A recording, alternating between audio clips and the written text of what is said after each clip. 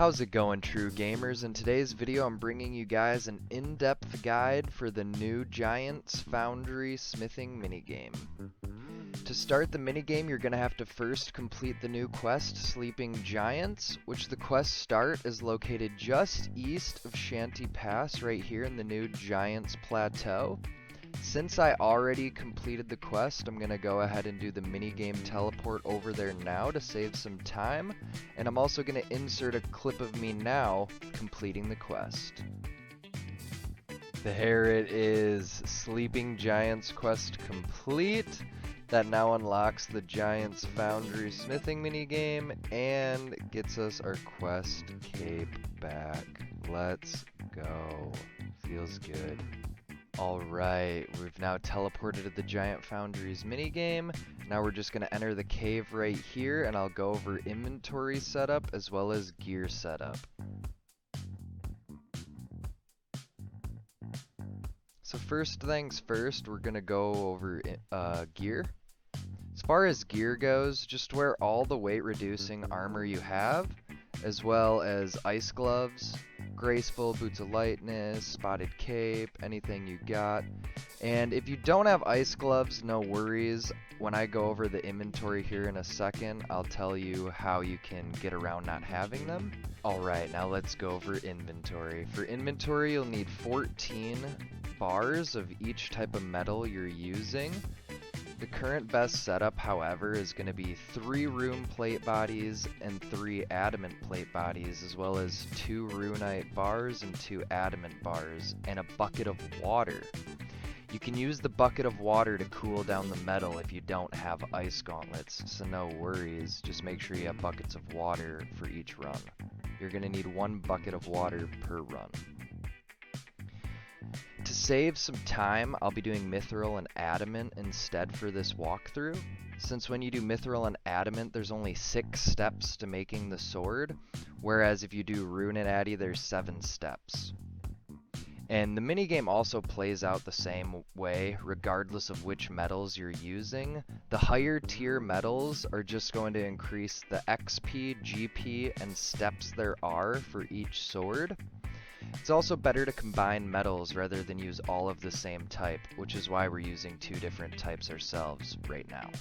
Before we get into the minigame walkthrough, I'm going to put a couple pictures on screen for you guys, including the best possible mold combinations for each sword to get maximum XP, GP, and points, as well as a cheat sheet for the minigame. The molds you'll need to purchase for this minigame can be bought right here from Kovac in his shop.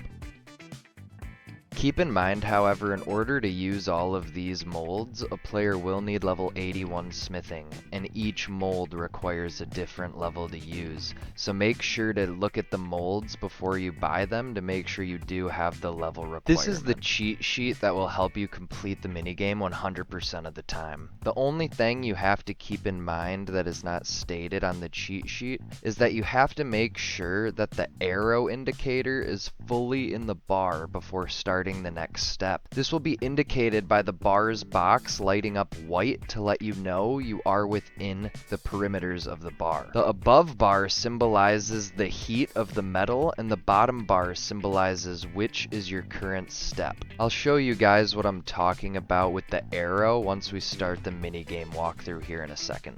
First things first, come over to Kovac here, right click him and select commission. That'll make him give you a new commission to start on. So we have our commission. Next thing, we're going to run over here to the bank and grab our bars and plate bodies if we haven't already, but since we have, we're going to click on this crucible right here to fill it. Fill it with our adamant bars first. Now we're going to fill it with our mithril bars. And now we got to go through one by one. Or actually we do not, you can select all. Perfect. Use plate body all. Use plate body all. Awesome. Now, next step, run over here to this mold to set it up. So in the top left you'll see what you're trying to make. You're trying to make a narrow light sword. So you're going to look through all these options and pick the one that is the most narrow and light. So out of these it looks like it's going to be Serpent's Fang, since narrow and light are both in the green there. Now we're going to select our next piece on the body, right there. And again, narrow and light. It looks like the Stiletto blade is going to win. Next piece, narrow light, and then you click Set Mold. Now once the mold is set, you're going to click back on the crucible to pour your metal into the mold. And this is where the bucket of water comes into play if you don't have ice gauntlets. You're simply going to use your bucket of water on the metal mold, and that'll cool it off, allowing you to pick it up. Once the sword's picked up, as you can see, the first bar is in the red. So we're going to wait for this red bar to be right at the top, which we can go ahead and cool it down a little bit to save us some time. Alright, now you'll notice the arrow. As you saw, as soon as that arrow got in the box, it turned white. So that means it's good to start tapping.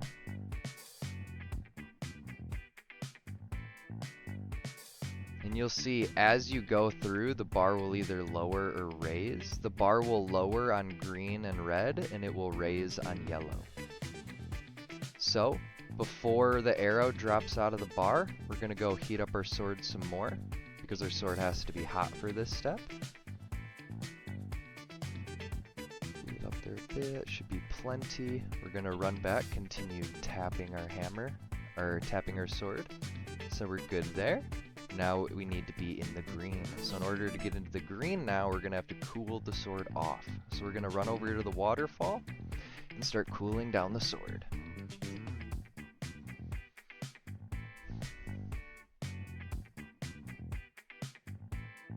Once it gets to the top of the green, perfect. Now we can start polishing.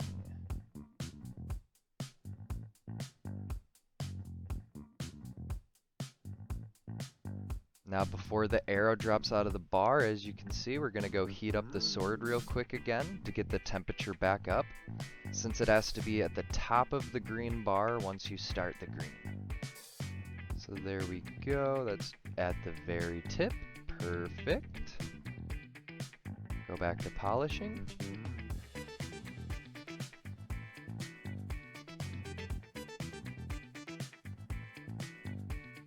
Alright, so now that the arrow enters the next one, there we go, it officially entered the red, hop off.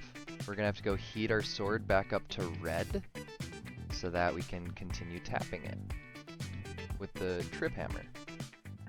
So just wait for that heat to build up. And the arrow will increasingly go further each time, so you actually could hop off a little early and then hop back on so it can steadily climb up to the top for you. So there we go, it's at the very top. We're going to go back to tapping.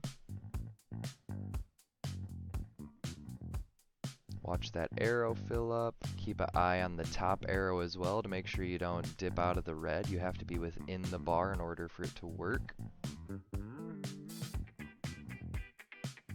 Okay, we're just going to go heat it up a little bit so we can finish this off with no worries.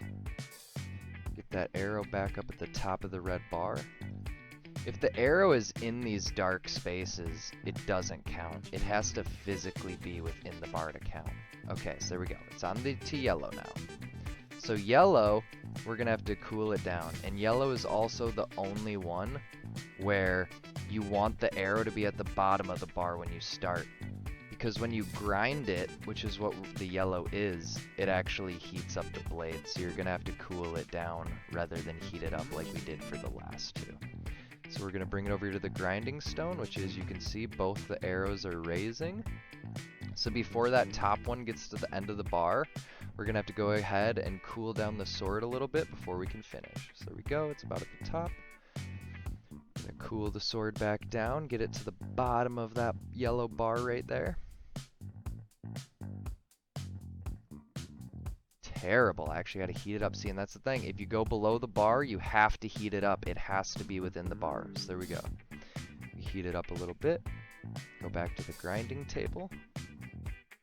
And there you go. Now we see our bars raising again. As soon as that yellow goes into red, we're going to hop off. There we go. We're off. Now we're going to have to heat the sword back up to get it back into the red. Now these are color coded, right? So green, you know, it's got to be cool. Yellow, it's got to be warm. Red, it's got to be hot. So hop off real quick. That arrow is raising pretty quick. Hop back on so it slows down. You can control it all the way to the top. There we go, right at the tip. Go back to tapping.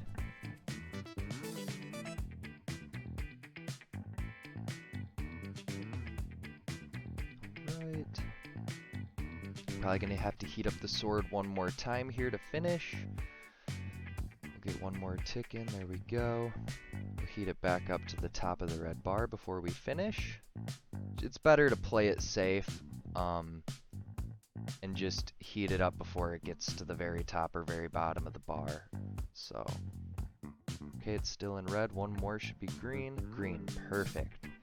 So now that it's green, I'm gonna have to go cool down the blade again, and I'm gonna get it to right to the top of the green bar, because this will also cool it down while we polish it. So let's wait. That bar is going pretty quick now. We're gonna hop off, hop back on so it slows down. There we go. Now the arrow's moving a bit slower. Hop over here to the polishing wheel. Gonna polish your sword.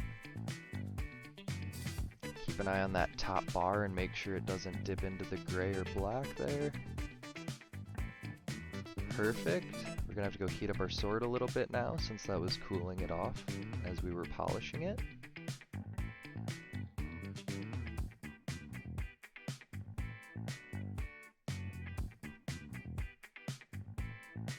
Alright, now back to the polishing wheel.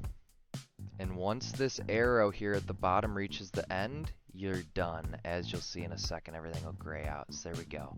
Once your bar grays out, that means it's complete. If this arrow at the very top didn't move at all, that means you did a perfect run. Good job. So now we're going to right-click on Kovac and click Hand In. It looks good. We're going to hand it in. This will give you your XP, your coins, as well as your Foundry points. And it will also tell you the fastest sword you completed and and how long that current sword took you to complete, as well as what the quality of it was. Well, I hope this guide helped you guys, and if it did, feel free to like, comment, and subscribe. It really helps the channel a lot, and there's a lot more content coming your way. Alright, peace out, guys.